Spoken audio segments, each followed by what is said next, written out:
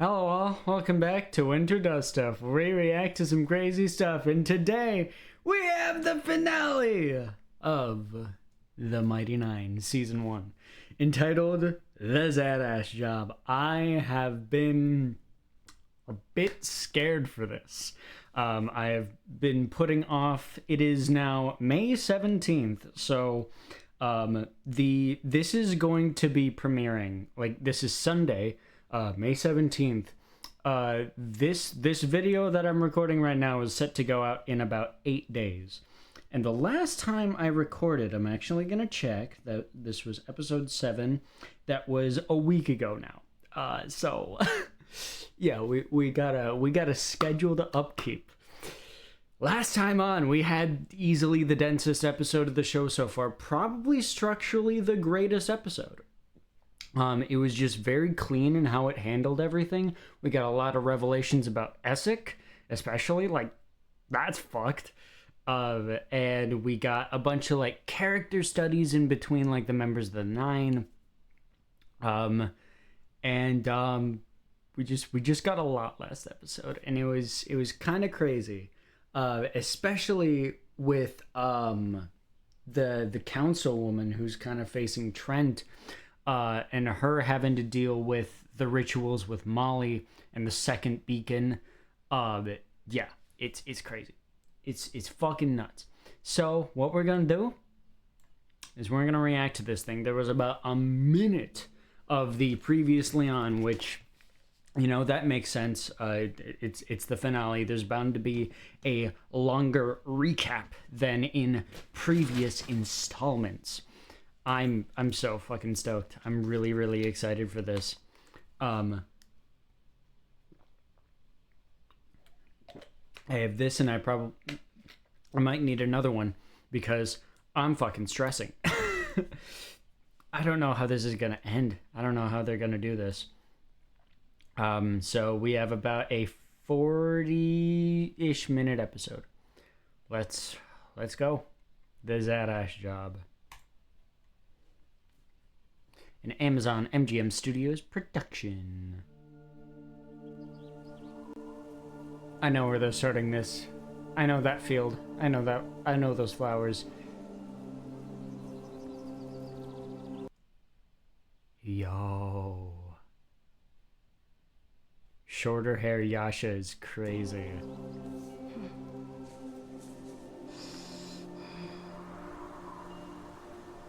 There's a storm coming. How can you always tell? I can feel it.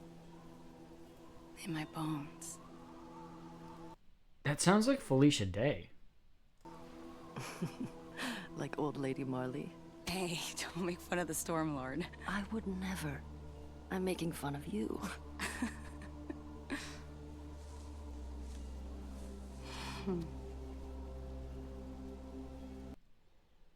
I forgot about that. The eyes.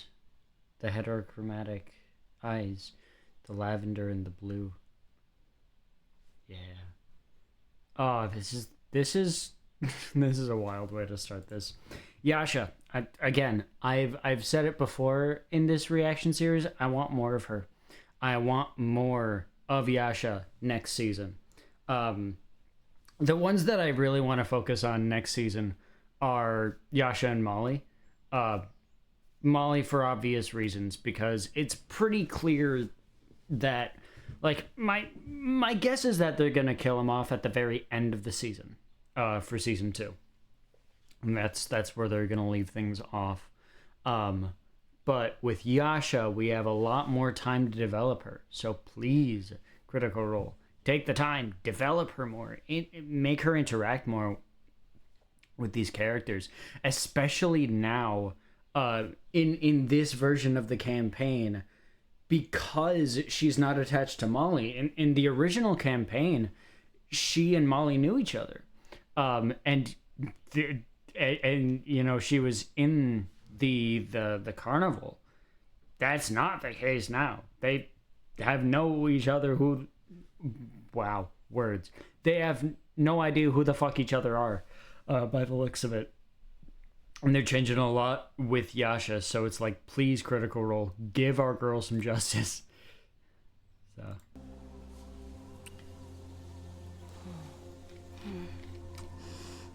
Remember why you're here. Yeah. Jesus. Orphan Maker. So squishy. Ooh, the dissonance.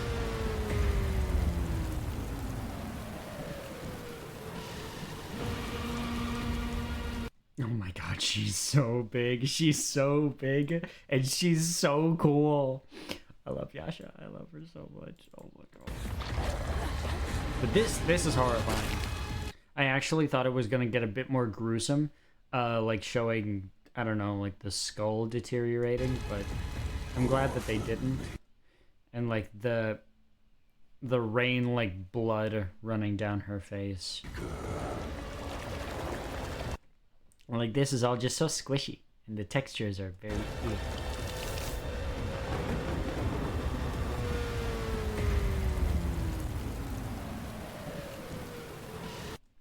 And then that face, so good.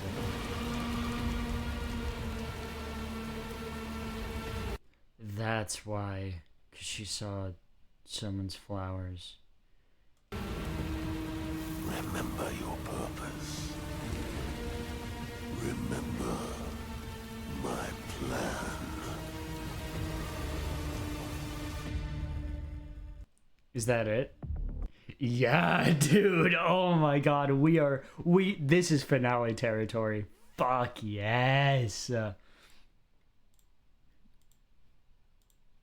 Hell the fuck yes.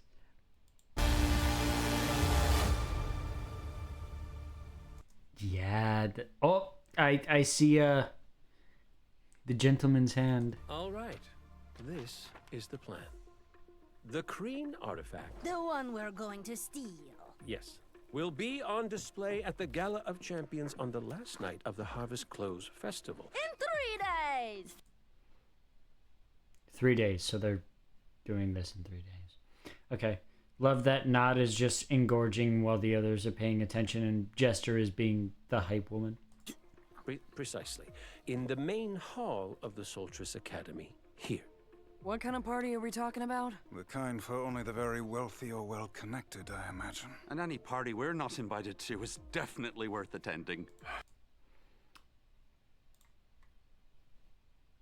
Well, there's two people here who are well-connected in terms of their wealth. One of them being Jester, and the other being Bo. Because it's pretty easy to forget with all the monkeying around that she's connected to a very, very wealthy family, the Lionettes.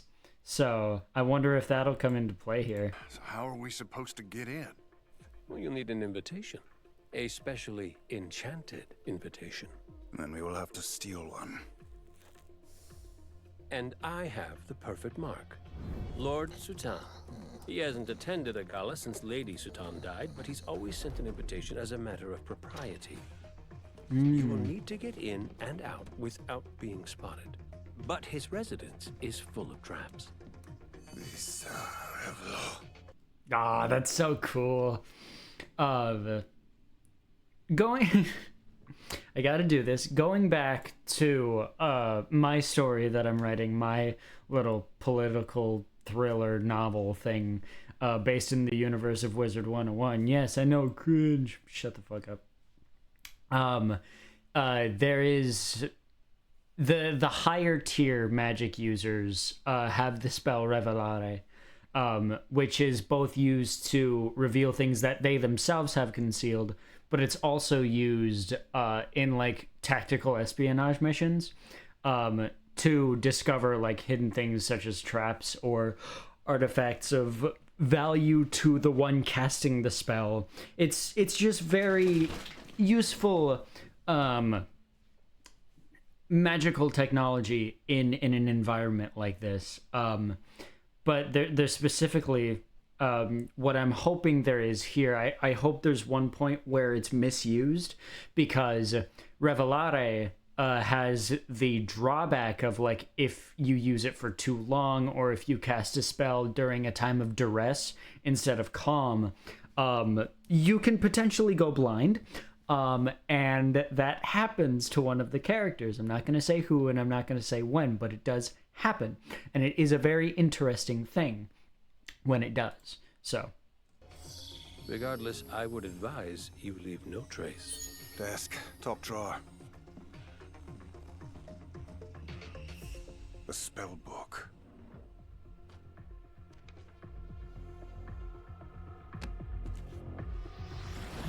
The gentleman said, leave no trace. I need to take this. Hey! Drop it! Really? We're either a team, or you're working for yourselves. Decide.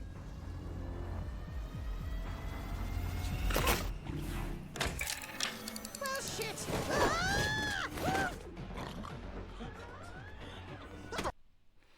Yeah, this... Ford is getting a little bit angrier the last few episodes. I wonder if there's a reason for that. Could it be that... I know the entity begins with ooh.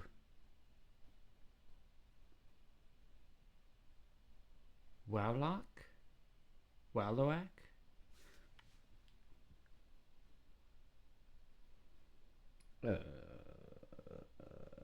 Mighty 9 C monster.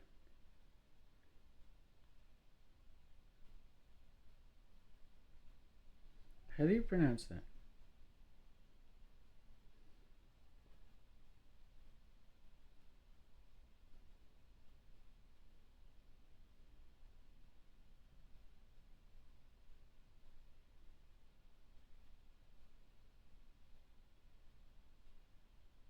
Ukatoa.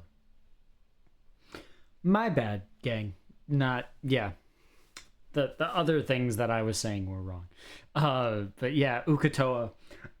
Could it be that it's affecting him more, maybe? Drop it! The gentleman said, leave no trace. I need to take this. Hey! Drop it! Really? We're either a team. And it's interesting that he's using the power more like almost kind of willy-nilly now. Like he's got actual power now, and it's like, you know, I'll use it. Well, that's his way of standing up and being a man, being Ford. Or you're working for yourselves. Decide.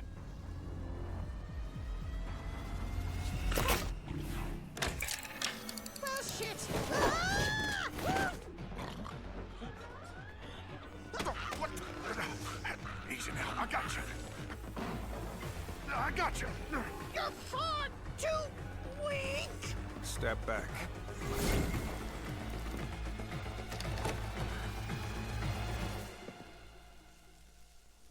You will also need... Nice. I like how they're doing this opening, like going like by the steps of the plan and then flashing to said steps to formulate the plan. Like as to pass time a little bit quicker, because we do need to get to the main event. So a distraction. Oh, I am very distracting. Yes, but this job feels like it needs more muscles. The Soldiers doesn't she have the highest strength stat though? Academy is essentially a fortress. To even get onto the grounds requires scaling the outer wall unseen, sneaking past rows of guards, and climbing the tallest tower. Every festival ends with a fireworks display fired from that rooftop. If you can make the 20-foot leap to the tower and set off the fireworks, you'll draw everyone to the balcony. And that will be your window to strike. But Bo, can you jump that far? Yeah, it's easy. I mean, it's all in the quads. Infiltration will require a more delicate approach. Someone will need to attend the gala to be our eyes and ears. Pick me, pick me. She is the only one here who knows anything about rich people.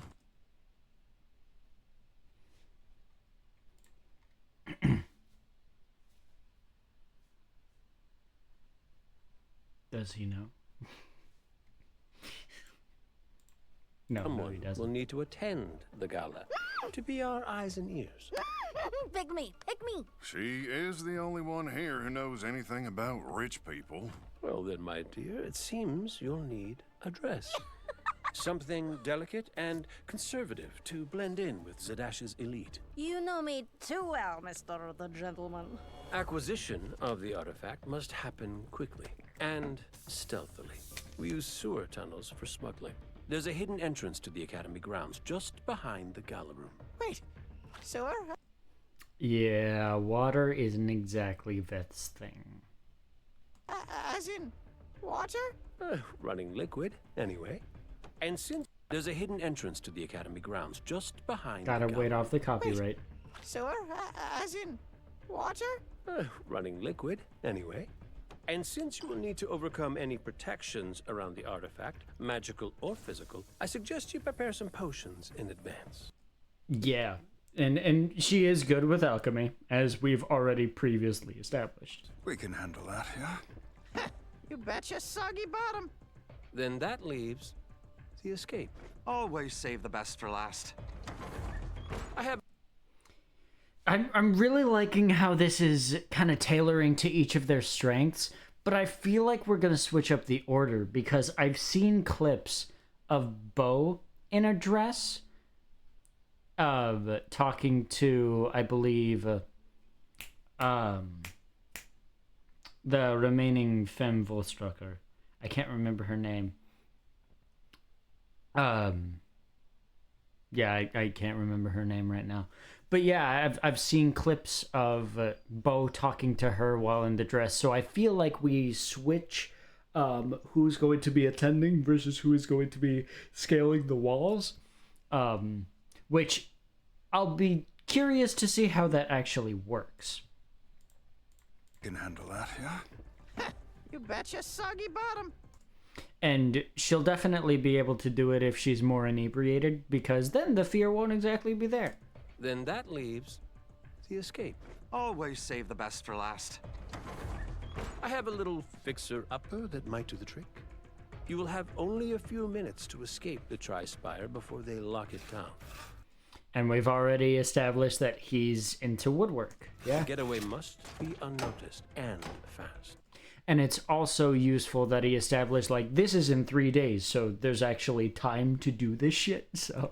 And remember, the Zadash City Guard are not to be trifled with. You should expect a confrontation. My motto is assume you're gonna get fucked so you can prepare for the fuckery. I might steal that. Love Nathan Fillion. Also, damn. Guard are not to be trifled with. You should expect a confrontation. The detail of these shots specifically is really cool. My motto is assume you're gonna get fucked so you can prepare for... Look at our boy. Damn. That's... Who wants to get under there with him? I want to get under his stagecoach with Molly. Y'all, let me have this. Let me have one joke or two. Like, this show is making plenty. I want to get under a stage cart with Molly. Like, in the comments, you do too. Shut up. Shut up. Yeah. And remember, the One more Zadash time. City Guard are not to be trifled with. You should expect a confrontation. My motto is assume you're gonna get fucked so you can prepare for the fuckery. I might steal that. Love Nathan Fillion. I guess we're really doing this. Well, then you'll need supplies. I think I know a place. The vulnerable vagrant. Let's go. Let's fucking do this. Gosh, look at all the things. Welcome to the Invulnerable Vagrant. I am Enchanter Pumat Soul. We got Enchanter Pumat Soul up in these parts. We got the Patrick Warburton voice got going down, eh? It's like a Canadian Patrick Warburton voice. That's very much what this is, yeah. We got this going down. That's crazy. I actually pride myself on doing like a half decent Patrick Warburton voice. Yeah, it's all down here. You gotta really get down low. You gotta really just emphasize the bottom muscles around this area. You really gotta get down low and really feel your registers. It's a voice that not everyone can do, but it seems that like all of the people that can do it really well. I've been told mine is scary accurate, but it's like I think I've got a few ways to go before I can reach Matt Mercer level of Warburton voicings. Well, my name is Jester. Oh my gosh, look at all the things! Oh, welcome to the Invulnerable Vagrant. I am Enchanter Pumat Soul. Well, my name is Jester, and we are the Mighty Nine. Sure you are. What can I do for you? Oh, can you make this so it never runs out of booze? Oh, for God's sake. Absolutely. That'll put you at about 180 gold. That is a lot, not. I never asked for anything. I want it. I need it. Eins, zwei. Your shop is amazing. I will take all of these, please. Also, what's this do? Oh, Pumat Prime is very proud of this one. Sprinkled over an edible substance, it greatly improves the flavor, to the point of being downright distracting. Oh my god. They're making a point to show the sprinkles. Let's go. This is good foreshadowing right here, because in the original, this was just an item that Laura was like, yeah, I'll get it, because it's funny. But here they're making a point to like say it's downright distracting. Oh my god, that's so good. Love the hindsight. Like this probably won't even like there's a possibility because like I mean Amazon is known for being very good with letting people tell their stories and run their shows even if like some viewerships decline and all that happy jazz. But they have canceled stuff before. So it's like there's a high possibility that this won't even happen. Like Jester's Gambit won't happen on screen. There's a chance of that. But you know, Critical Role's track record so far with Amazon is pretty good. But it's like there's a chance. But they're already setting this shit up. This is so good. And also with this, it's like I don't know if that should be allowed because it's like for only 180 gold, yes, that is a lot, but like you could put out businesses with that shit. Not allowing a thing to dry up in terms of liquid. I love his face. He's always smiling. Boy, that'll put you at about 180 gold. That is a lot, not. I never asked for anything. I want it. I need it. Eins, Smiley. Your shop And her smile is just precious. is amazing. I will take all of these, please. Also, what's this do? Oh, Pumat Prime is very proud of this one. Sprinkled over an edible substance, it greatly improves the flavor, to the point of being downright distracting. Then it shall be mine. Yeah, that's crazy that they're setting that up this early. Because, like, if they go for the 6-season model that I kind of imagine that this would necessitate, that won't be until, like, season 5. That's crazy. Like, maybe end of season 4, but, like end of season 4, beginning sets of season 5. Like, that's crazy. You sell gear too? That is actually a very powerful arcane artifact. Holy shit. How much to make it pink? And Jester definitely has, like, extra funds, you know, from her mother, like, giving out a pouch or two in terms of, like, going for expenses and all that. first gala. I can't wait to dance. Yeah, this is the dress that I've seen Bo wear. This like pink and magenta one. This dress is so swishy. I love it. Hey, I know that dickhead. I will say, it's not really her color. Like, yeah, it matches her lips, but wait, hold on. I don't think... Holy shit. How much to make it pink? Yeah, because she changed the color with the swishy dress. Scheiße. Hey, I know that dickhead. Which dickhead? Lord Sharp. He tried to kill me. It's so funny. What do these names mean? Scheiße. That's the guest list. And the fuckery begins. What? If someone at the party could recognize you, you can't go. Huh? No! But I could hold a fan or something, or talk like this. Jester, it's too risky. But I got a dress and everything.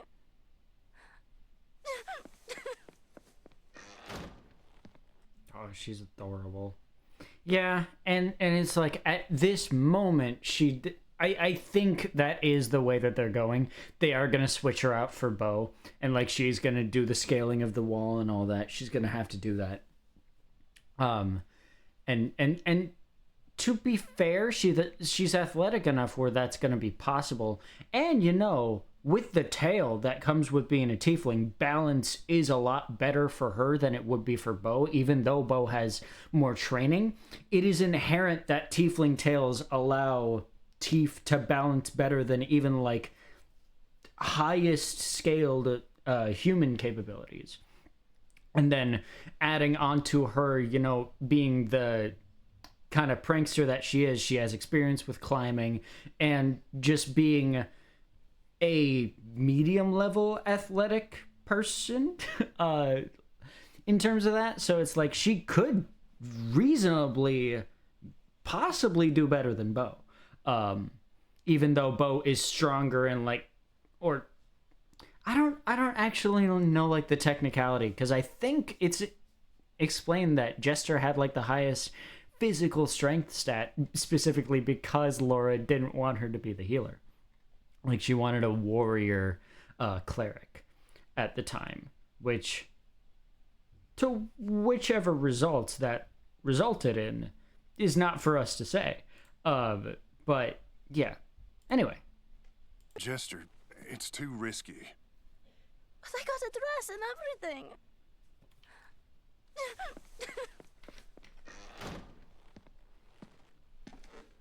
What do we do, Caleb? The gala starts in a half hour. Without our inside lady, the plan doesn't work. I'll break like a two-cuppa hooker in jail. Easy, girl. Easy. Two-cuppa hooker in jail? That's crazy. Alright, fine, I'll fucking do it. Jester can climb the tower. I'll go to the stupid party. What? You don't think I can be a glam rich bitch? Beauregard, I mean no offense, but a gala of this caliber requires a certain amount of authenticity. That's crazy.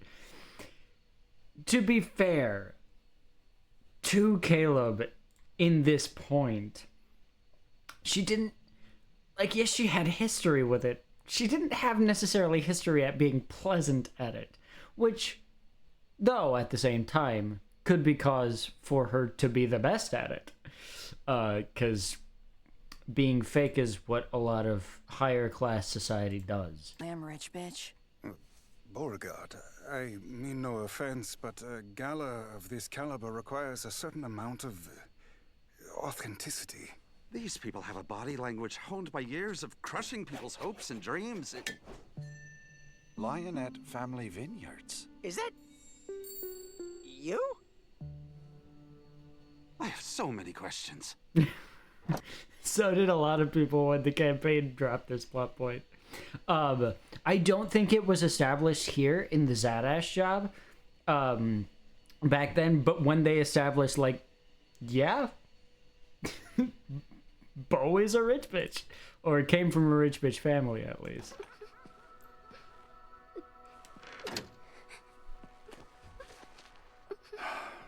I'm real sorry, Jester.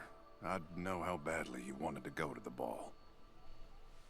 You ever feel like you always see what you want, but you can never quite get it? Well, listen, after this payday, we can go to plenty of parties. That's not what I mean. I miss Mama. I miss the Traveler, but mostly... I miss just having a friend I could tell everything to, you know? And I thought this party could be our chance to... Never mind. It's stupid. I'm being stupid. Hey.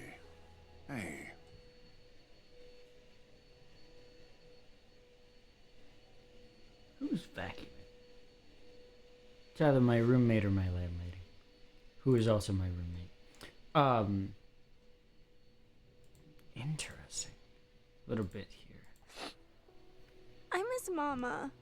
I miss the Traveler, but mostly... I miss just having a friend I could tell everything to, you know? And I thought this party could be our chance to...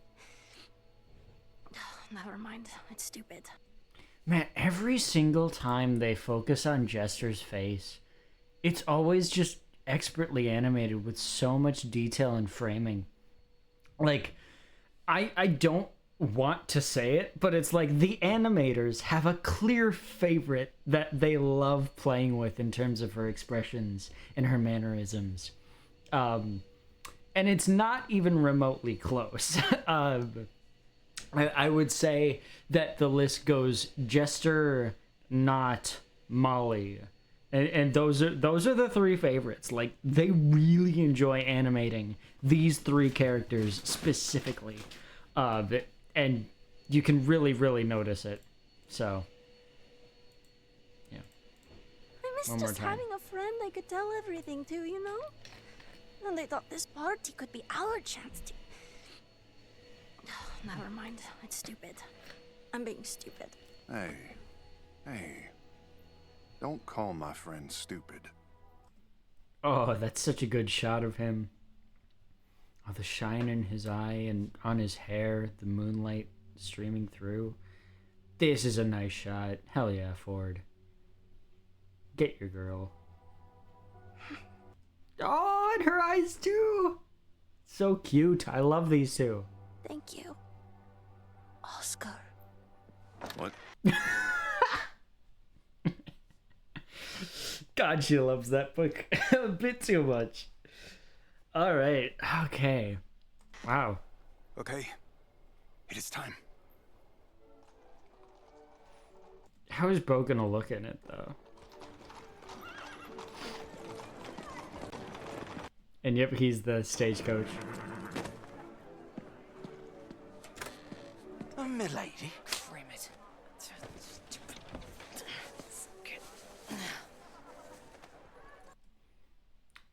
How did they do that? Because that is the same dress. There's no way that she would fit in what Jester was wearing. Like, did they, within those half hour, get it a little bit, like, larger in size? Like, use a spell or something to expand it, especially in the arms? Because Bo is a lot bigger than Jester is in terms of power.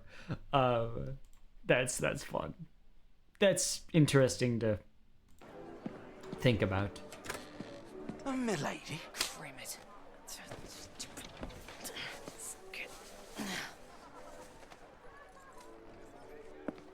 She doesn't look half bad with her hair slicked back too. Stop picking your butt.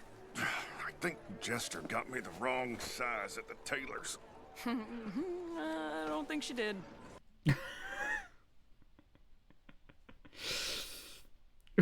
We love the hints of bye, Bo. Good luck and stay alive. Just a second, guys. Okay, sorry about that, guys. We are back with Mighty Nein. Let's keep going. I think Jester got me the wrong size at the tailor's. I don't think she did. Good luck. Yeah, we love hints of bye, Bo. And stay alive.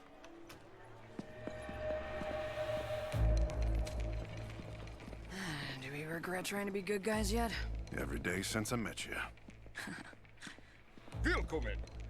And I like that they're going in together because it kind of harkens back to last episode where they were talking like, we can do our part to help set this right. We can be the good guys. So Right this way. Invitation, please.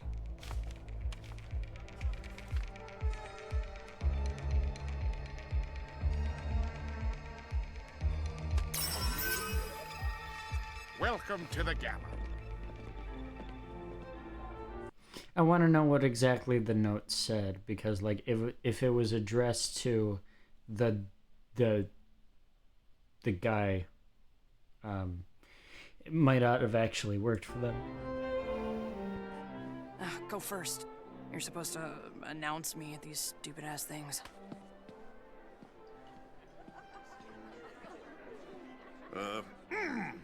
Lady Beauregard Lionette of the Comorda Lionettes. A lionette here in Zadash. How rich is your family exactly? Rich enough to be assholes and still be popular. Let's find our mark. We have a couple of those in this country, and I would like to be rid of them as soon as possible. Anywho, A lionette here in Zadash. How rich is your family exactly? Rich enough to be assholes and still be popular. Let's find our mark.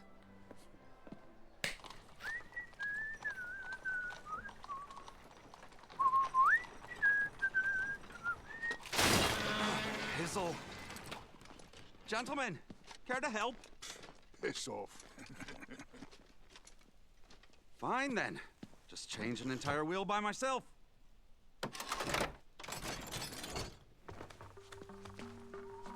ooh, that's good. Yeah, okay. Deliberately setting it to fizzle out, and then or to pop, and then ka-chunk for Jester, and I assume Nod is gonna come out and go into the sewer patch. Sewer patch. Duh. This thing doesn't even have a cute belt.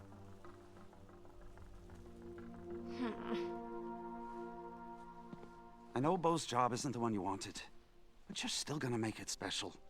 You are one of a kind, and of all of us, least in need of an imaginary friend.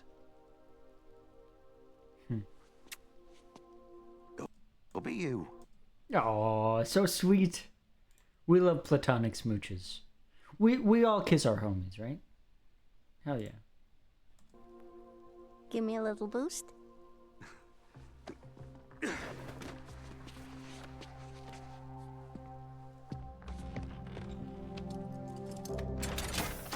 Oh, it's controlled by a lever. That's clever. Clever lever, if you will. Hell yeah. There it is. There's the There beacon. it is. The relic. There's a million The old beacon. fogies in here. How do we find ours?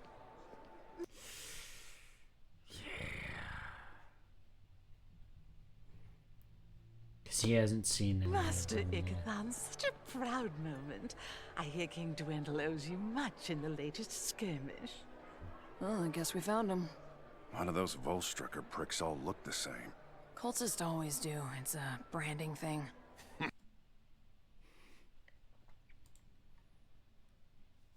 It's almost like there's a certain subsect of our country that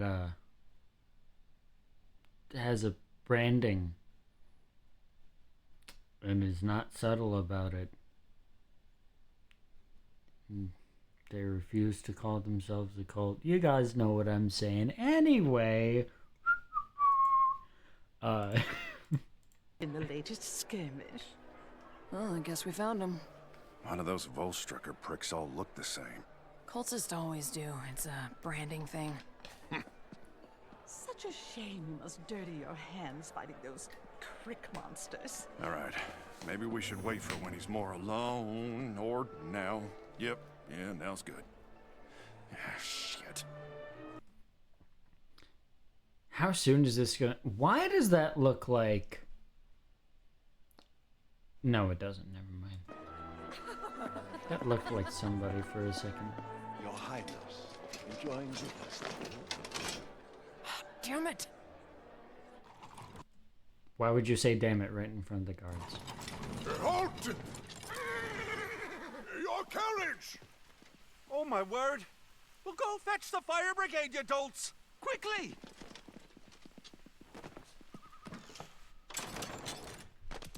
Yep. That's so good. That's genius. Hell yeah, Molly. Psst. Why buttons? What? The buttons. You collect them? Oh, Oh. they remind me of a boy I once knew. Well, in case this goes tits up, remember me, will you? No. No, that's so... Ooh. Especially knowing Dot's history. That's really sweet of him. Oh. Oh, that's gonna get me choked up. Oh. Oh my god. Oh, I Wow. Okay. Yeah, fuck you. Those who know her history know how important that is to her. Oh, fuck.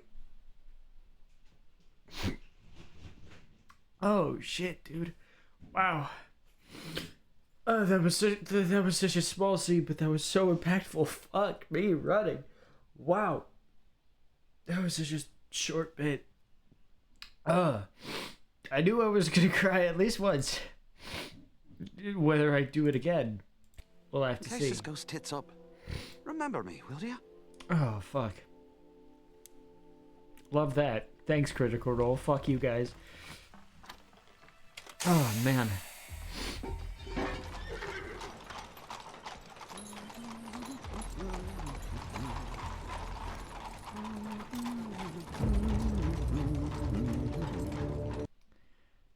Yeah, her seeing him.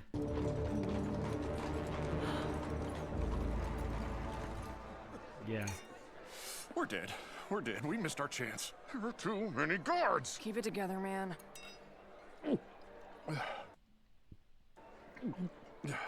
We'll just make a new plan.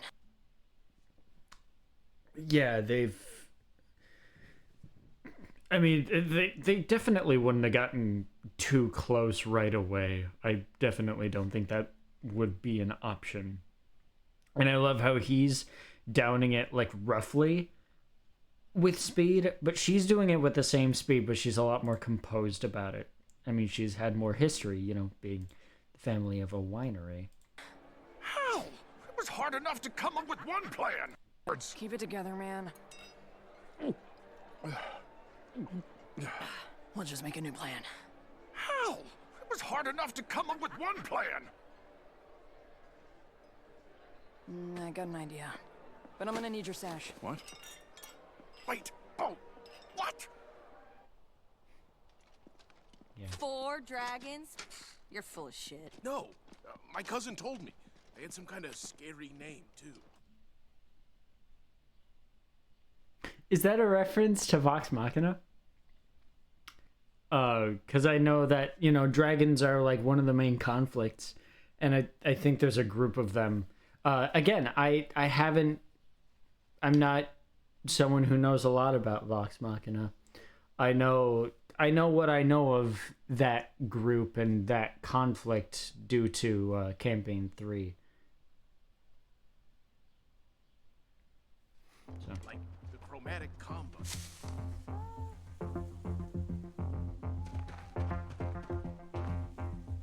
Traveler? Oh, the soundtrack. Any advice? Nope. Fine. He can't appear yet. That's not canon. I'm not as climby as Bo, but like Molly said, I am special in other ways. Just be me.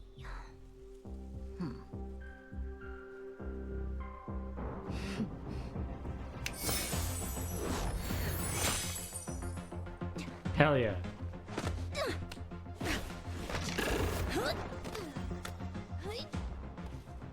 Yes. And I love the hood on this outfit and the little peaks of the horns put on me. Again, gotta evade copyright as much as I can. Just like the little hinges on the back of bathroom doors specifically. Tell me you guys played with those too. I'm not the only one, right? I'm not crazy for that shit.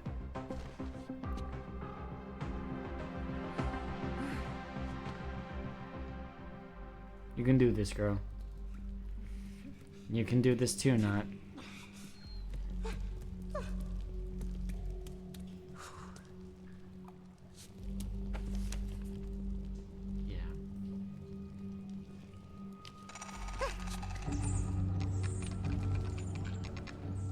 And it's not just the water, it's that, you know, sewers are scary places. I mean, you'll never run out now, so... This is fine. I'm fine.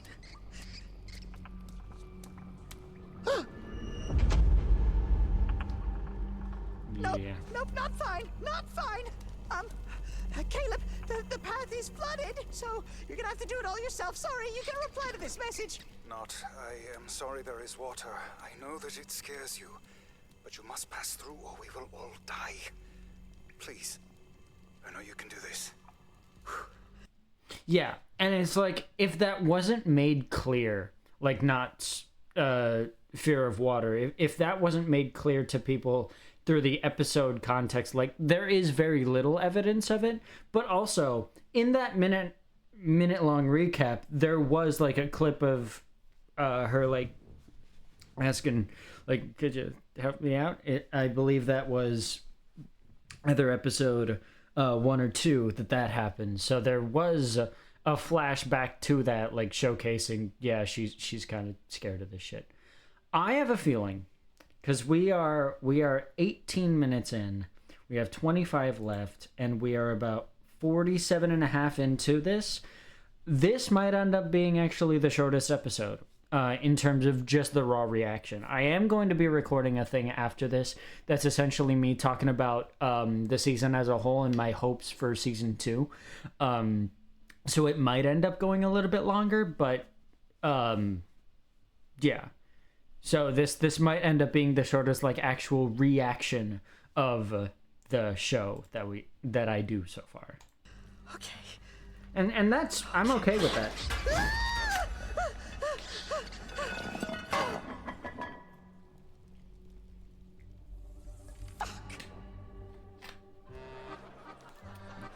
God, he does incredible work.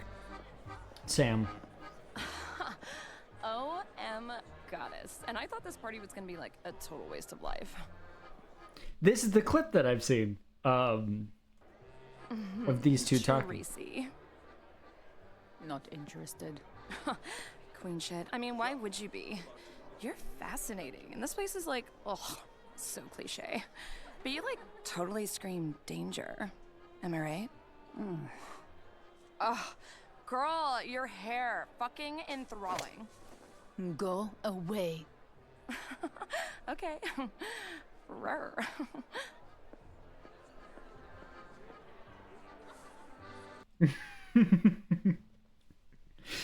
we love the 2x disasters. Hell yeah. You ever wonder why he chose us? Ren? It was not our talent, Astrid. It was because... Astrid, that's her name. I gotta remember that, because I wouldn't be surprised if they make her more of a major character. Because we already believed the truth he sold us.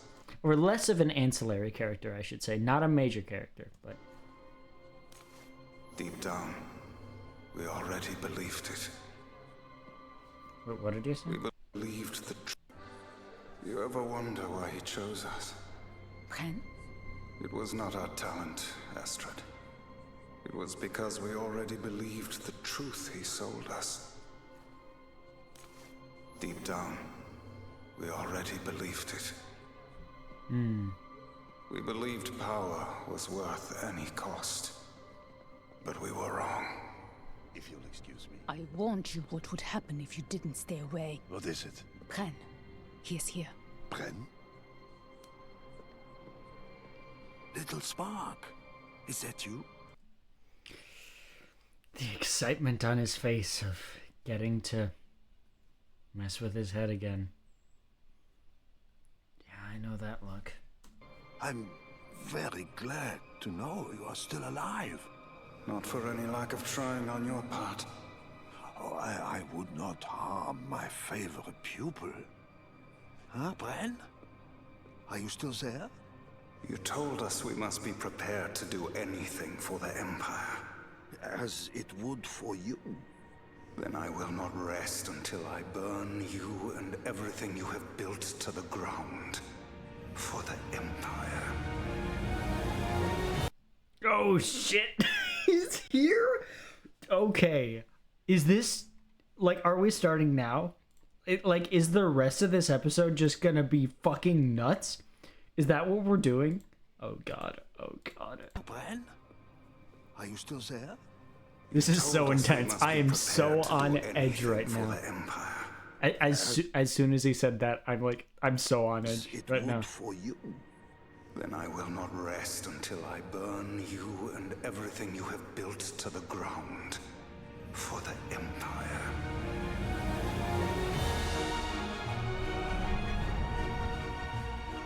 That's crazy. The beacon to the Sauber Spire.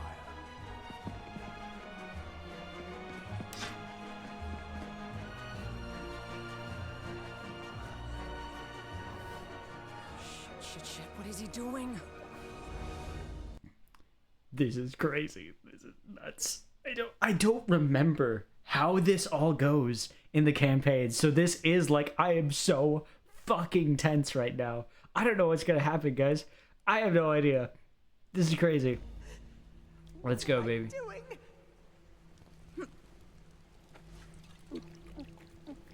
Get that liquid courage.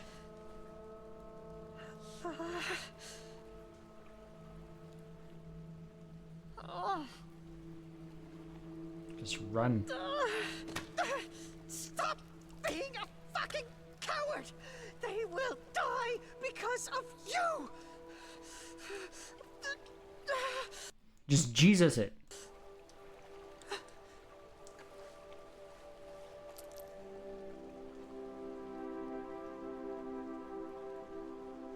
Oh. Fuck you. Can't do that shit to me. I'm tense right now, dude. You can't. Put a brave face.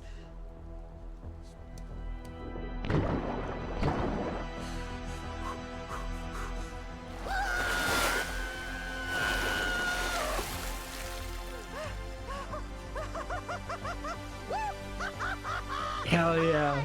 Did it! Yes!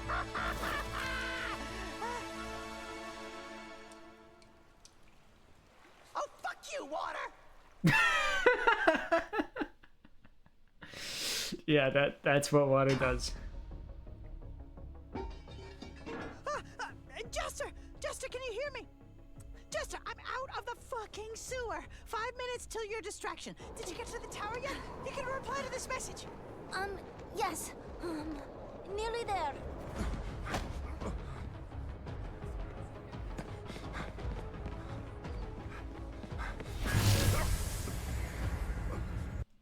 Oh shit. Face to face. Here we go. This is it. God, that's gotta be exhausting. That is a long way down. I don't know how she's gonna make that jump. Yeah, it helps with balance, but making that...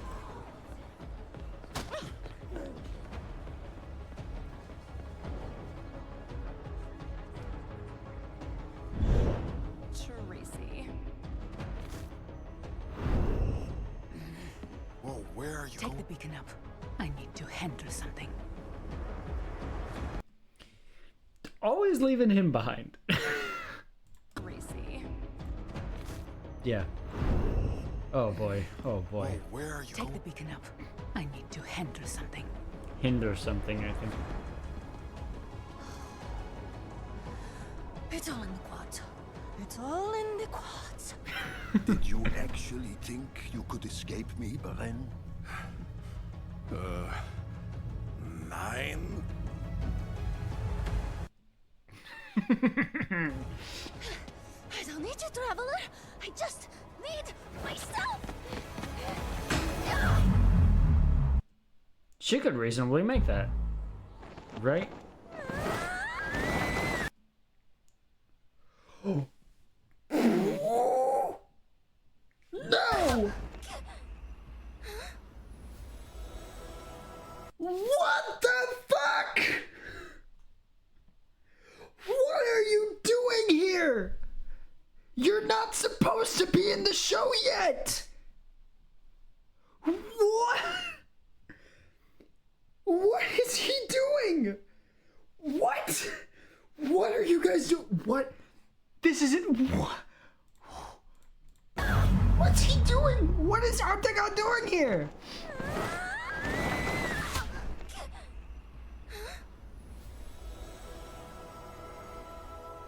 You were saying... Traveler! Oh! Why did you leave me? I would never leave you. You're my favorite. My friend said I imagined you. Friends. Well, I mean, Not as good as you. I would think that impossible. Quite the prank you've gotten yourself into, Jester. I know. Why does that sound like... Hold on. I would think that impossible. Quite the prank you've gotten yourself into, Jester.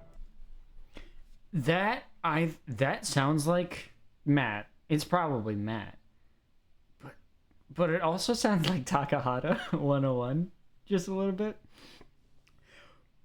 This is crazy. I did not expect to see him. Season 1. Wow, and he's gorgeous. He looks that's the traveler right there. Oh my, that's Artagon. Holy shit. That's the biggest surprise of the season to me. I did not expect to see him. Like, actually see him. Wow. Yeah, and he's gorgeous. He's like this shot. You were saying... Traveler! Oh! Why did you leave me? I would never leave you. You're my favorite. I think that's Matt. My friend said I imagined you. Friends. Well, I mean, Not as good as you. I would think that impossible. Yeah, that's Matt. Quite the prank you've gotten yourself into, Jester. I know. Wanna help?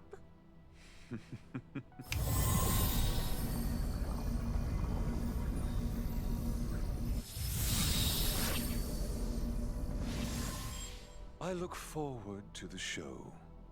Wait! Please don't leave me again. Jester, my dear, I am always with you.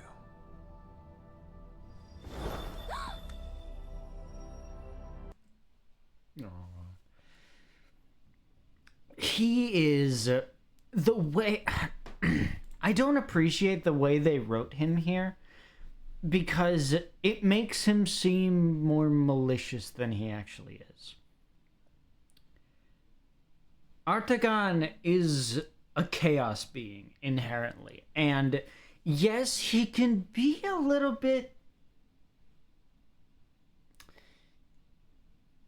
pushy when it comes to his followers. I always got like that feeling that he would always like reassure and try to maintain like a sense of everyone is his favorite because he is a minor deity, all things considered, but I don't think it's very malicious. And it's like the way that he started this interaction was like very, you're my favorite. You have friends? not as good as me. Like, it seemed very, like, grooming and manipulative, which I don't think that tracks well with how at least I perceived him. So I am gonna have to push back on that. I think they overdid that a little bit. I look forward to the show. Wait! Please don't leave me again. Jester, my dear, I am always with you. And I do think that he does treasure her specifically because she devoted so much to him. So I don't think he's lying. They could change how he's personified, but I wouldn't really enjoy that.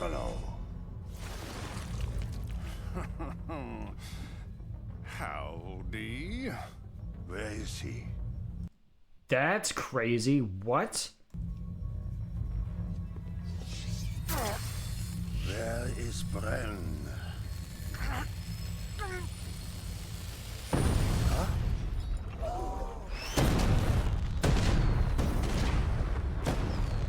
Oh, fireworks.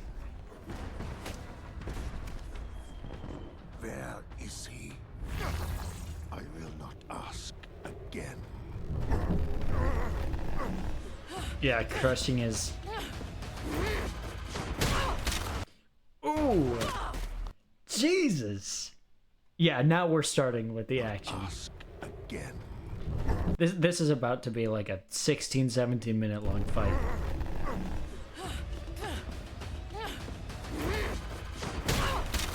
Yeah, hitting her back against that and then falling. Oh, that's gotta hurt. Where's That would kill anyone else. the real one? You think I'd tell you? You think he's your friend, but he will only betray you. Okay, first off, friend is a strong word. Second, suck my dick. Yeah. Ooh!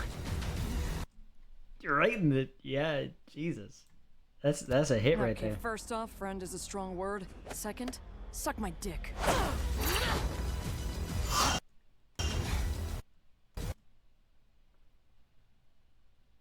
Jesus. Look, that's a power stance right there. That's a fucking power stance right there. Look at that shit. That's fire.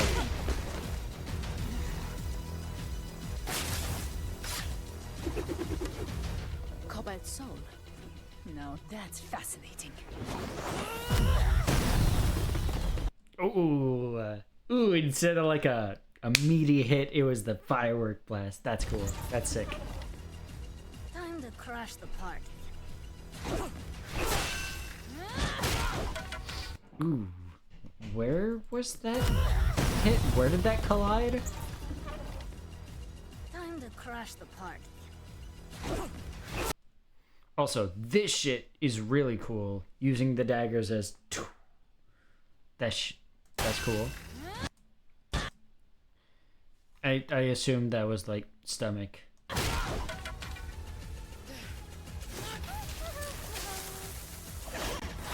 Yeah, aiming them all down. That's a power move. Right in the face again. Damn. Oh my god, this choreo is so quick. Sorry to do it again. But the choreo is so quick, I have to go back and appreciate it.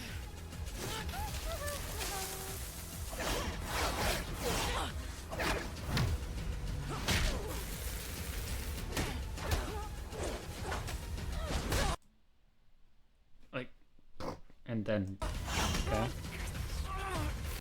Your friend tried that in episode 1 and it didn't exactly work, although it was less here and more here. Like both. I still love that bit where she like catches it right in between her hands.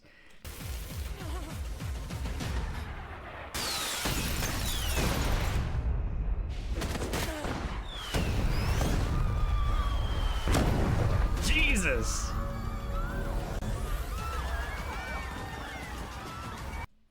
Yeah, Trent, you want some terrorism? You're gonna get terrorism.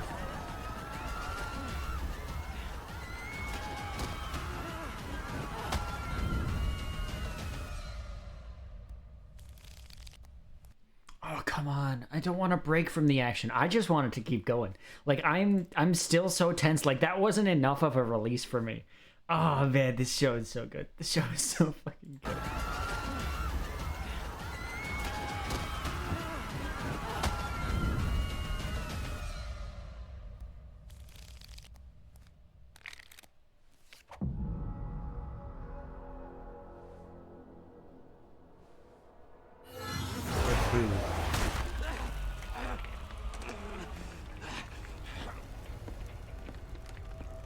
Hi. Hello, Lucian.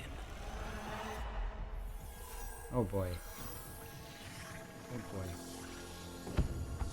Master.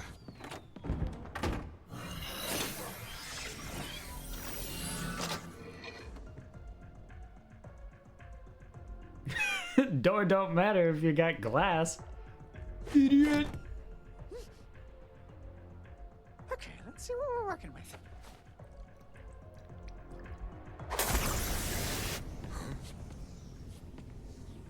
Edwulf, where are you?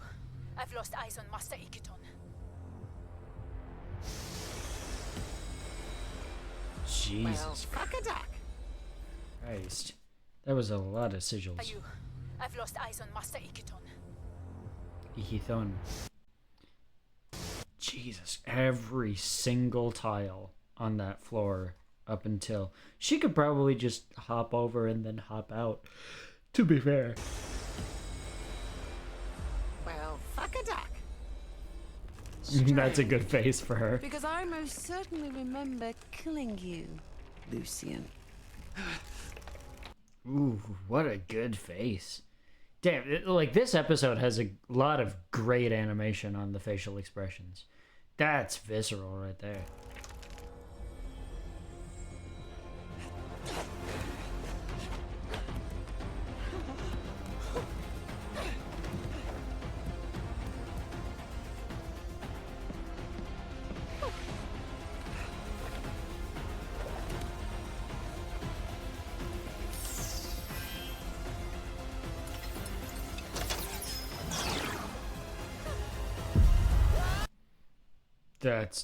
That's Caleb. Caleb! It Hell is yeah. nice to see you too, not the brave. So, little problem. But it's not him, because he turned back, Please right? say you learned about these magic traps in wizard school? Yeah, my teacher taught me quite well. Yeah, that's not him. What was that explosion? Oh, okay. Never mind, so it was. Huh. I thought it was a bait and A switch. distraction. Like, the way Caleb was framed was more villainous than not. Magic traps in wizard school? Not than not, Yeah. but more villainous My than teacher not. taught me quite well. What was that explosion? A distraction. Where's Master Iketon?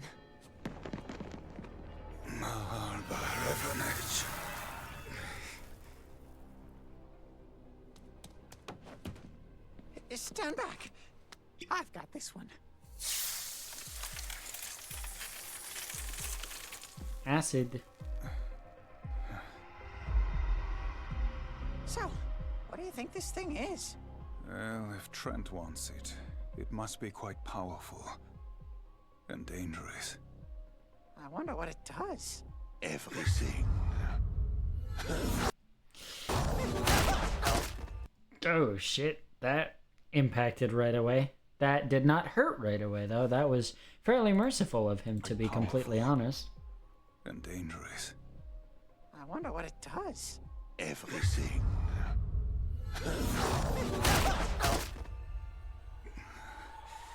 Now we can speak privately, Bren. Yeah. I'm sorry. Have we met? What did you think you would achieve by coming here? Ooh. Yeah, again, the facial animation. Look at that. So detailed. I am the Nonagon now. And this time, I will ensure that you stay dead.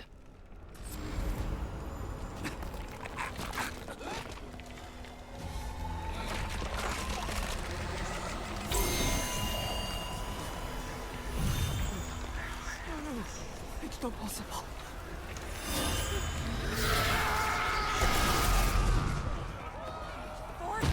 Oh my god. What? Where'd she go? Is she fucking dead? Did she just fucking die?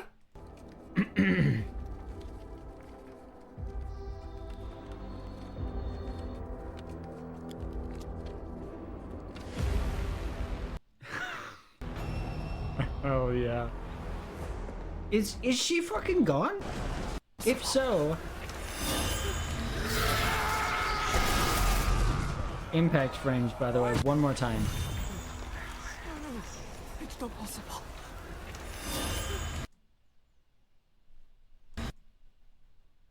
Dude. Yo. Yeah. Taliesin. He's great at yelling.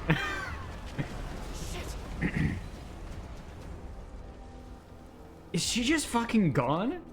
That'd be an insane way for her to go out.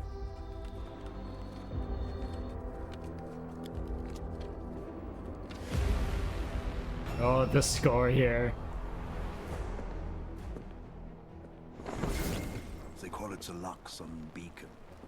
Beautiful, is Yeah, I love the reflection in his eyes. So good. the Kreen believe it is a fragment of their god. And what is it really? Something new. A new magic? Not new at all. Dunamancy. A new frontier of knowledge that belongs in the hands of the Empire. This war... That you started. Of course I did. But only to create a permanent peace. You mean conquering? Dunamancy is so powerful, it could end all war. Not even the Kreen would dare cross us if we learned to wield its strength. Learn. So, you have no idea what it does? Not yet. But with your brilliance beside mine, we could discover its secrets and push beyond any Arcanist in history. That's what you always wanted, isn't it, Bren? I really like how this is being done. I really like the fact that Caleb's not pushing back here. That he's actually... Like, yes, he's been through so much at Trent's hands. I hate the reality of it, but I love the consistency that sometimes facing your abuser isn't the same as acting against them. Sometimes you come face to face with them and you just freeze and you just don't do anything. And sometimes you might go back. It's a very common thing, and this interaction here is very, very interesting. Learn to wield its strength. Learn. So, you have no idea what it does? Not yet. But with your brilliance beside mine, we could discover its secrets and push beyond any Arcanist in history. That's what you always wanted, isn't it, Bren? The power to change the world. To change your past.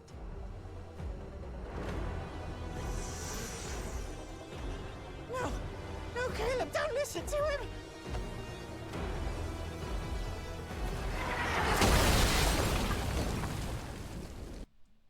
Essek and the squad, right? I was waiting for them to show up. Yeah, that's their armor. Oh fuck. Oh shit. We're getting Trent unleashed. Oh god. The fact that Caleb was about to take his hand, like as I said, sometimes you go back, you relapse. Words. Sorry, those are hard. Yo, Unleash Trent is kind of terrifying. Like, he's kind of clobbering these guys.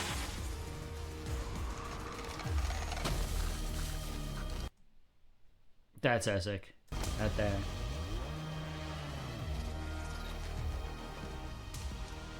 I have no quarrel with you, good Sir Knight.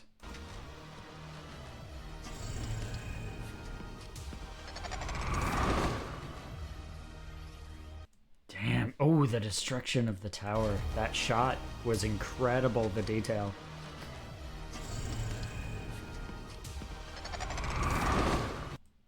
Look at all the textures here. It's been a while since I gushed about the animation, but holy shit, that's a fucking painting right there, bruv. Holy. Wow. Oh God, not. I have you, my friend.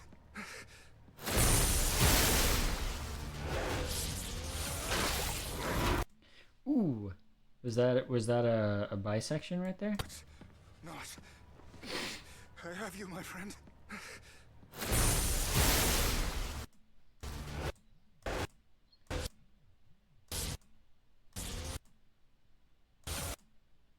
Yep. That's a body torn in half, right at the spine. Uh-huh. Ooh. Jeez, that's a shot right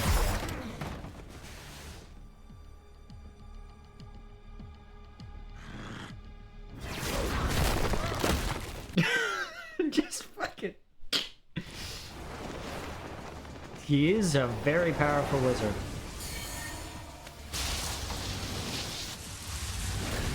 Hey, just as they did in their heist.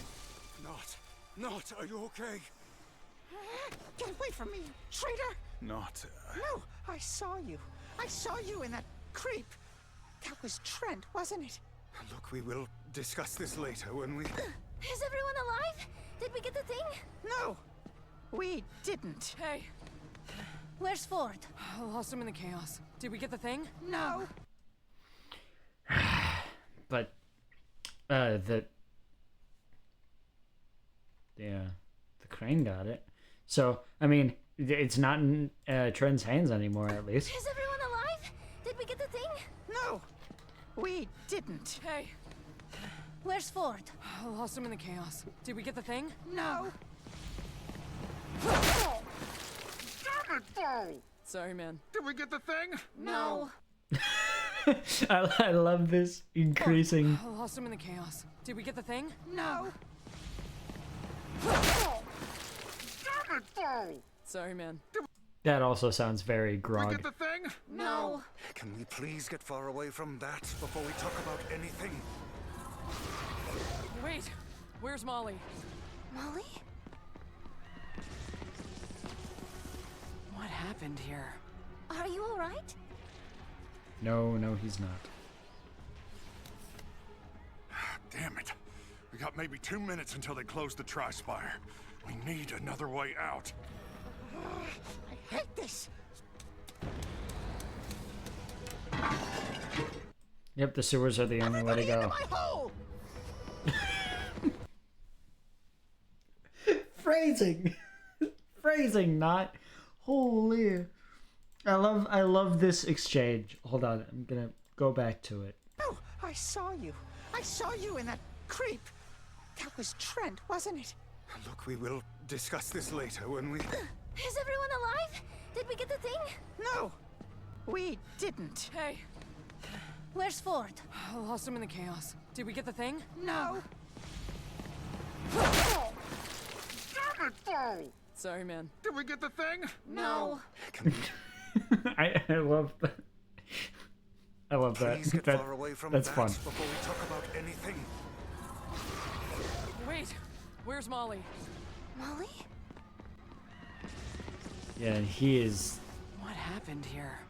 He's kind of fucked up right now because seeing the eye as a card reflection of him. Are you alright? Oh man, this is an intense finale. Damn it. We got maybe 2 minutes until they close the Tri-Spire. We need another way out. I hate this. Everybody into my hole! Phrasing. Molly?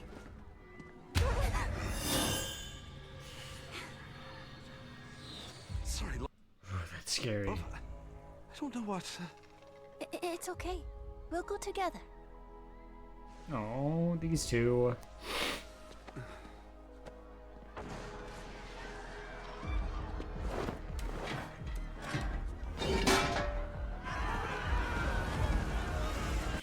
Oh shit, oh shit, she's actually coming into the fray now. Oh my god. There's so much shit happening in this episode, guys. This is insane. This is the quietest I've been for an episode, and it's like, can you blame me? There's so much shit happening. It's like, I will say, there is a lot of shit happening, but at the same time, this doesn't feel like a finale. This feels like it's gonna be like a part 1 of 2 ending, like end of part 1, because I believe that they greenlit seasons 1 and 2, like that's what they got this show as. So I feel like they're structuring this as like a 2-season arc, and I feel like the first half of it is going to end with the end of this episode. So it's like this is a mid-season or a mid-arc finale. And if that's the case, I'm happy with it being like a little bit lower key. Even though this is more intense than anything else in the series so far, this doesn't feel like the stakes of a series finale. Or a season finale, rather. Like, it feels like end of the status quo, not end of the world.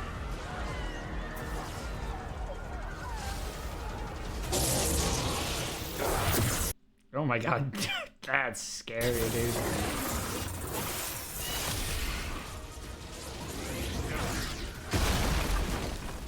Jesus.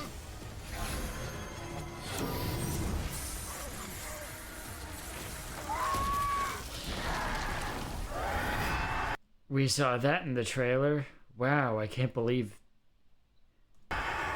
This is a different environment than we saw it in the trailer. They did some background changing for this one.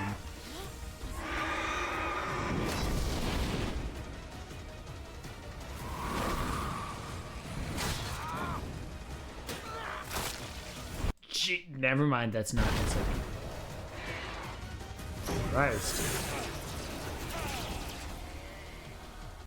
And I do like that throughout this first season we have seen that like Trent isn't infallible. He's still vulnerable in a sense. He isn't invincible. I really enjoy that. Yeah, see?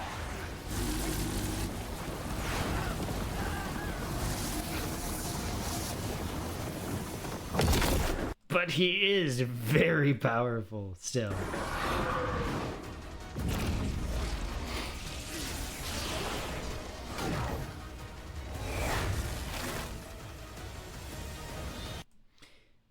See, Invincible, this is how you do fights in the air and make them feel weighty. Just introduce magic into the equation. Retrieve the beacon!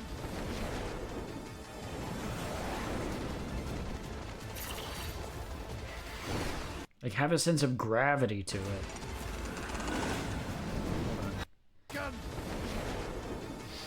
This is insane. This is so sick. The score, too.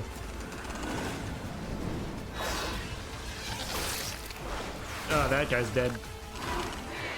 At least he's not gonna last very long.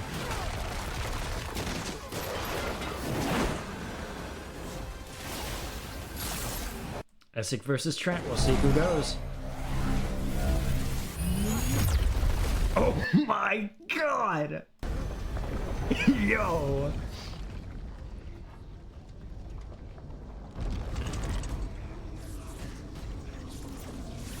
Essek is powerful, man. What the hell?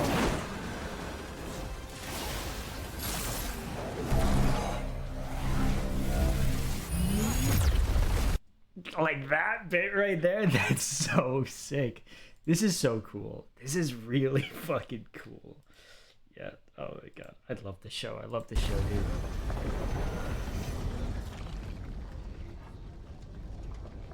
Yep, they got it. He's gonna break out because of course he is. Ooh, impact frames. Oh, that's a cool one.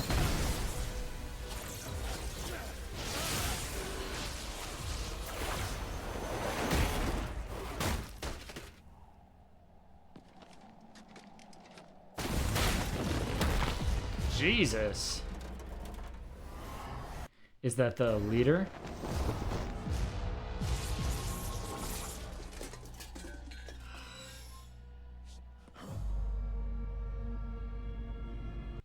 Oh no.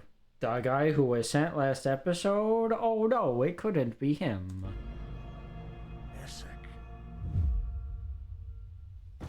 What? Oh, okay. Whew. Seriously, what were those things? They look like huge, scary bugs. Green Strike Force. Yeah, and they have the artifact.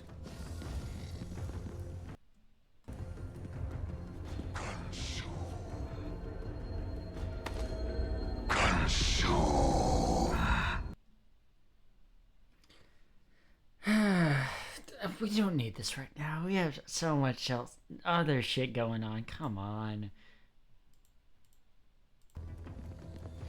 Seriously, what were those things? They look like huge, scary bugs. Green Strike Force. Yeah, and they have the artifact.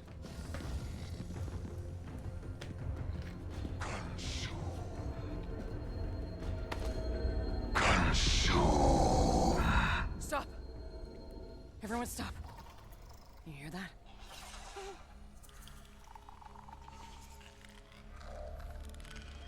I fucking hate the sewers.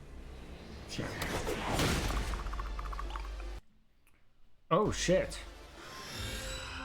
Stand aside or be cut down. Maybe we should listen to the Bugman. No, look. We have what we need.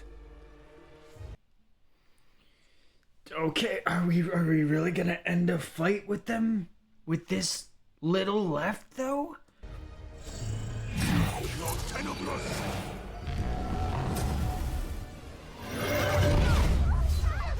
Can't see shit!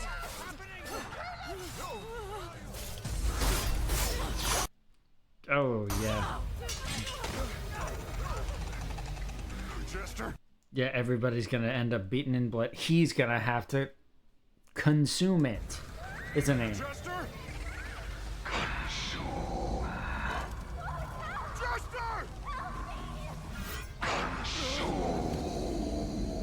He's gonna have to integrate with it further.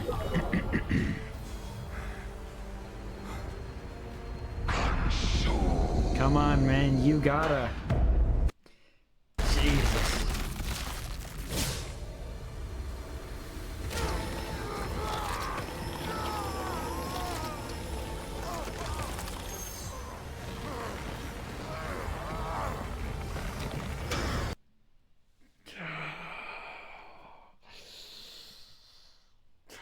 This is way earlier.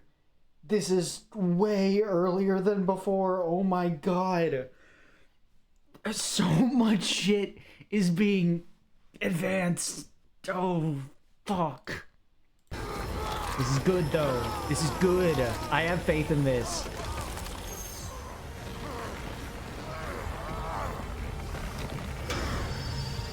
Let him see through the dark.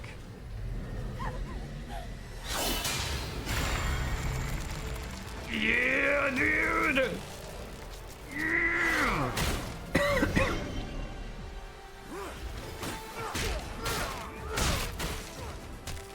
Fuck him up.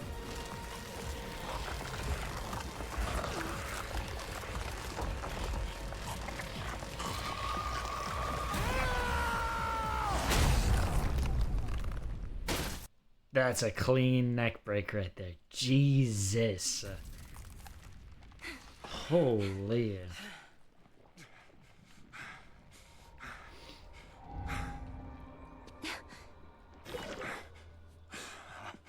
I'm sorry. I don't know. Whole new jail. Of course. There's always a bigger fish.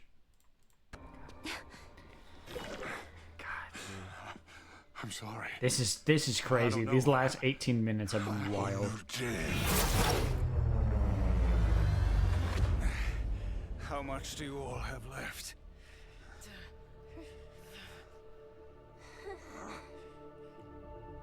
Not enough. Die in a blaze of glory, then? Is there any other way? Yo. The score to that same synth from the intro, and this is their lineup from it. Wow.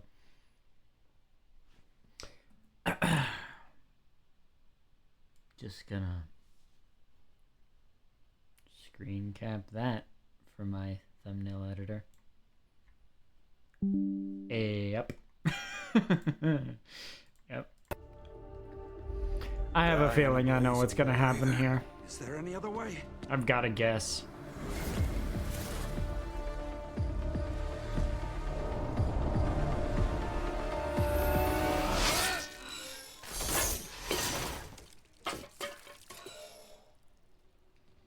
Yep. Yep. Oh, God. They're gonna end it. They're gonna end it here. Fuck you guys. She looks so cool.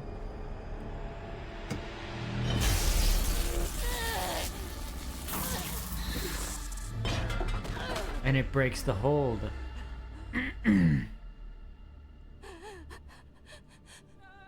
Please. No. Please. Help me. No. No.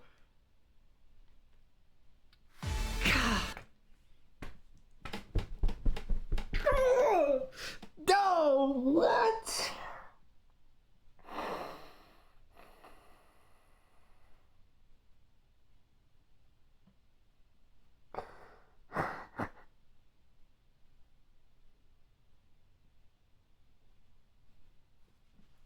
This dude.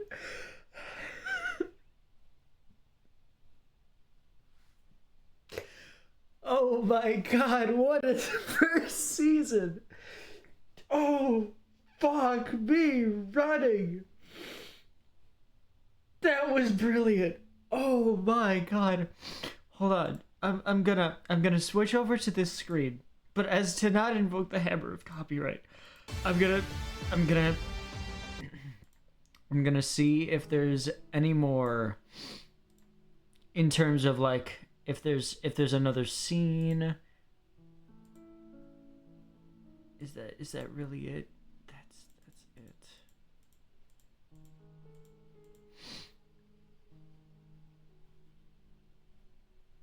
That is it. Oh my God.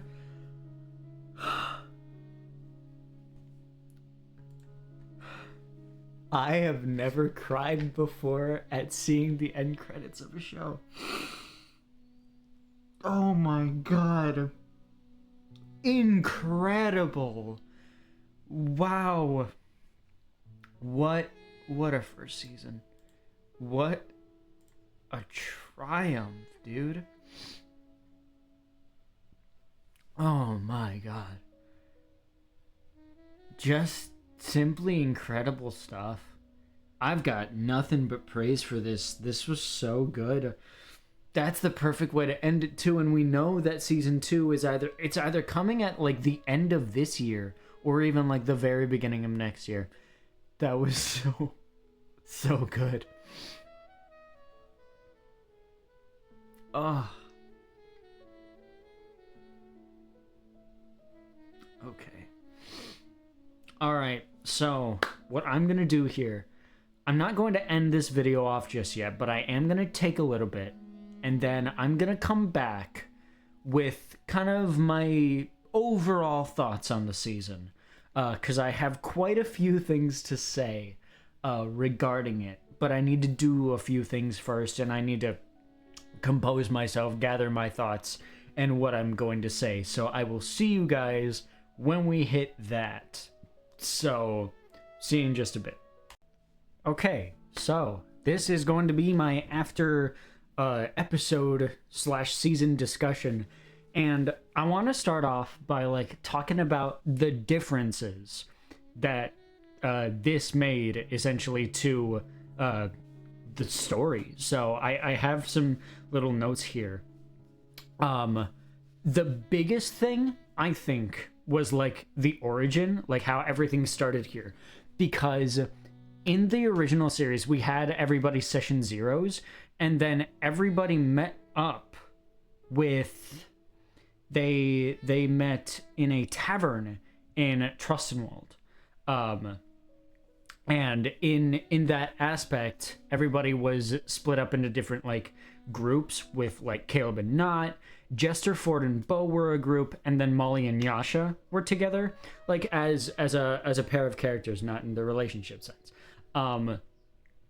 And specifically with Molly and Yasha, they were established as like members of the carnival troupe, but here is like none of that. Yasha is on her own, doing her own thing, presumably from I can't remember his fucking name, but she is not included like at all in terms of the main group dynamic.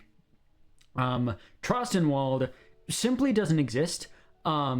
Like the group bonded because of the zombie outbreak during the circus performance there, but they switched the kind of inciting incident of this to be like the Devil Toad in episodes 3 and 4, which is, it's just a crazy switch up just in the beginning, and it delves heavily deeper into the characters and their backstories right away. Like it delves into their histories as people before it ever entertains the notion of them being familiar with each other. So that's like the first thing. So the second thing that was majorly changed, and by the way, I forgot to mention, this is going to contain spoilers for the, you know, the actual thing, probably.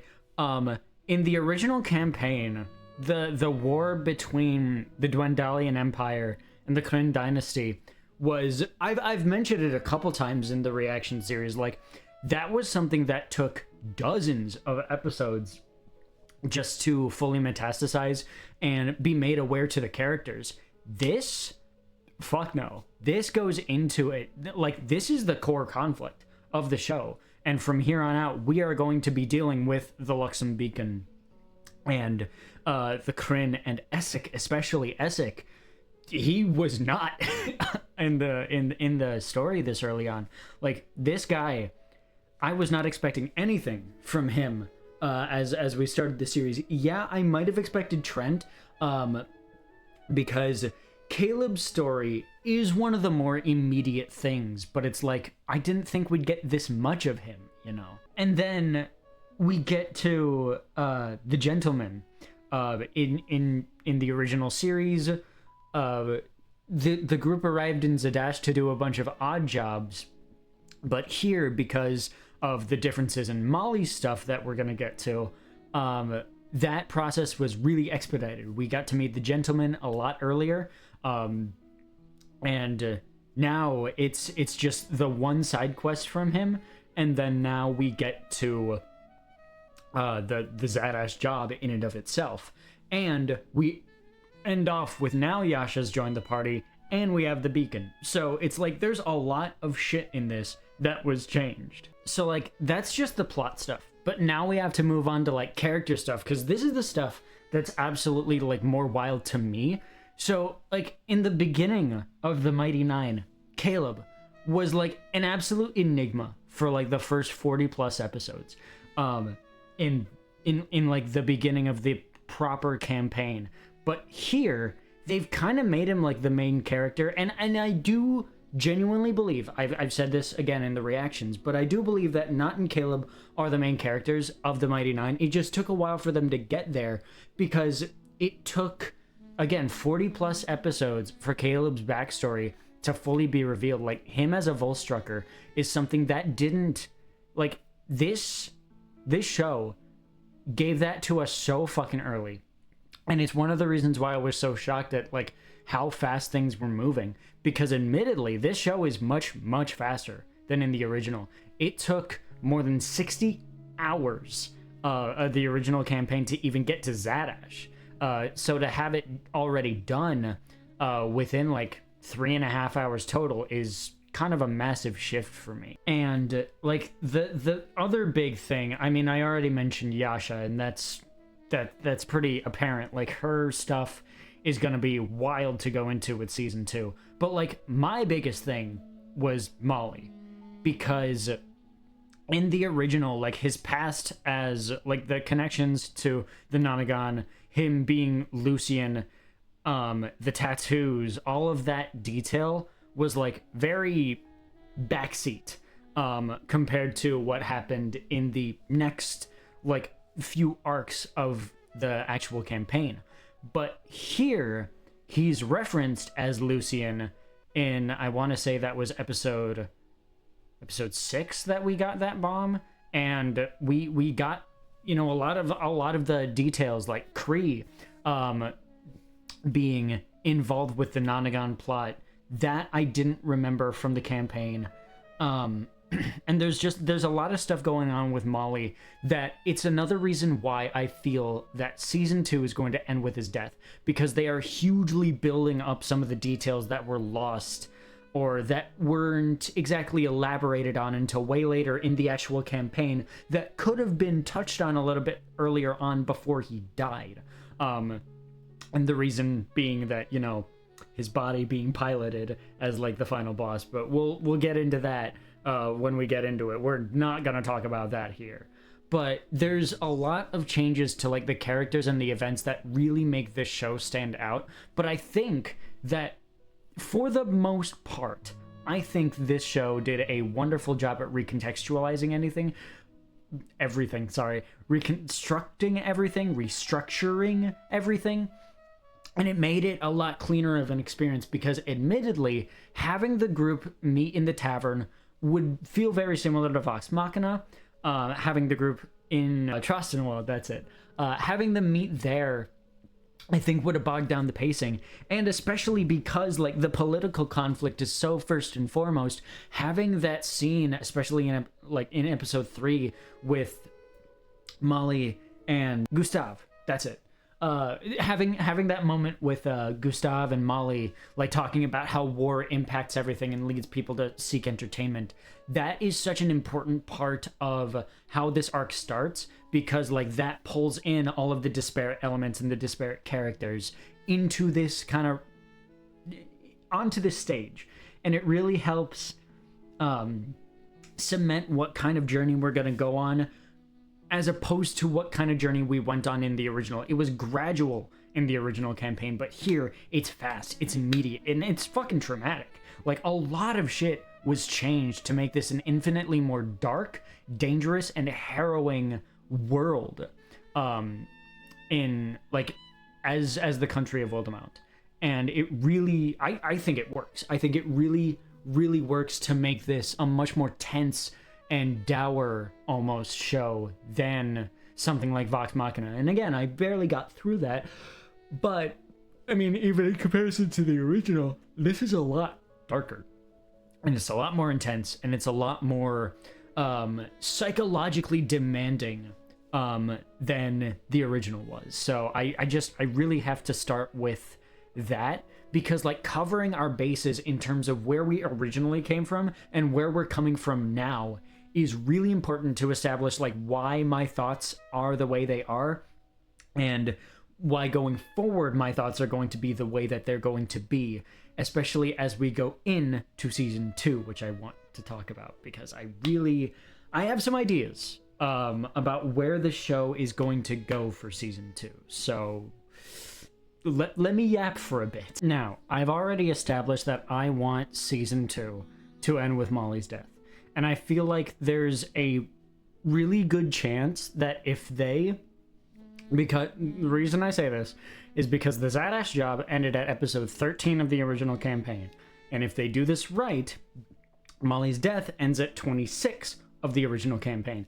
That means it's pretty reasonable for me to expect, if they change some elements around, it could be another like 13 episode arc in terms of like cutting things down so that they fit all of it, so that Molly ends, like Molly's death comes in episode 8 of the next season. If they do 8 episodes, they could possibly do more. I don't know. I think the plan is for 8 episodes of season 2, and I don't know the plan for seasons 3 and onward because I don't think we have that yet. So like I'd imagine, like going by the original campaign events, there's the flee from Zadash, everything with Hupperduk and the clockwork stuff. Then we have the Labenda Swamp. Then the introduction of the Iron Shepherds, and then like tracking the slavers, recruiting Keg and Neela, and then the final confrontation. That honestly isn't too much ground to cover. Like, that could reasonably be done within the 8 episode timeline. You would just have to have specific events at like, so like fleeing Zadash, having everything in Hupperduk, and like the clockwork chaos could be episodes 1 and 2. The encounter stuff in the swamp, and you know, seeing the military outposts within the swamp, that could be episodes 3 and 4. The kidnapping of Jester and Yasha that happens with the Iron Shepherd's ambush and introduction could be episodes 5 and 6. And then episode 7 could be rallying everyone up and tracking the slavers. And then the fatal confrontation that ends Molly's life could happen at the very end.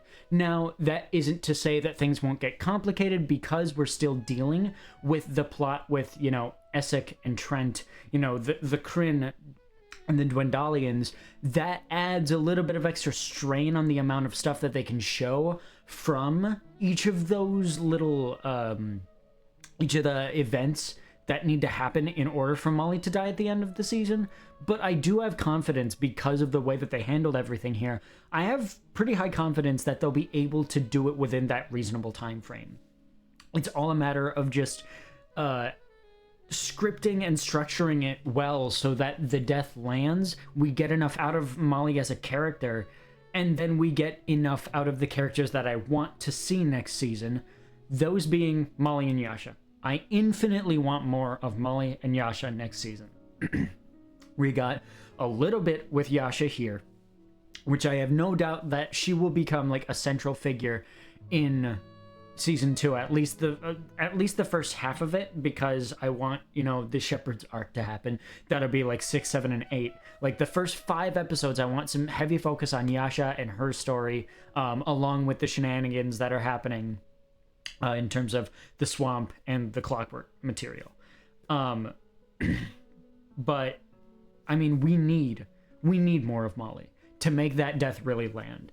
And it's something I really, really hope they do well, because that's not only one of the most pivotal Mighty Nein moments, that's arguably like top 5 most pivotal moments in all of Critical Role. That death really cemented the tone of Critical Role material going forward, like as a company, as a narrative driven, story building group of people.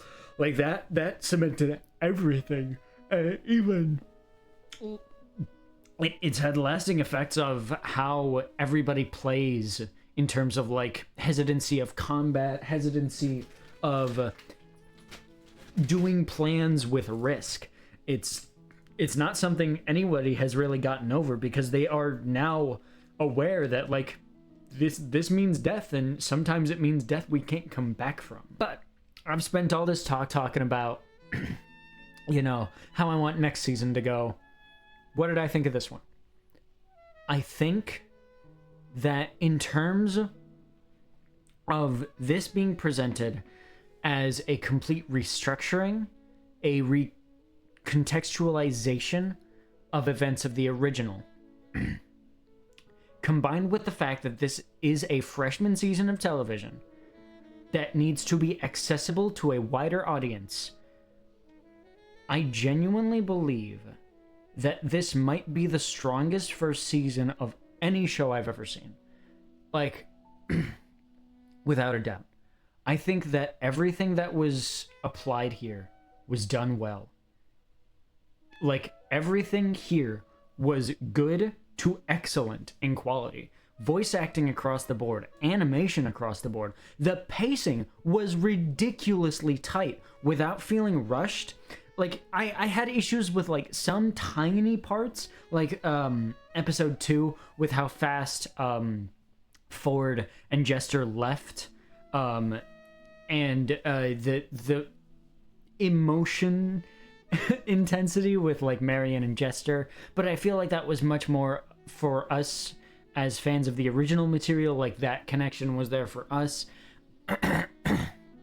Like, everything, there's mystery, there's intrigue, the drama and the emotion is all there. The way that everything was presented was legitimately top-notch. The scripts were, I don't think they went too into, like, camp and meta humor and, like, just humor for the sake of it, but they didn't steer too deep into, like, bleakness and, like, ultra depressive darkness. I think they strode this perfect tone between a world that is actively hostile with people that are trying to make it and trying to connect with each other in the middle of a world that is run by awful people, and it's in a world that's pretty hostile.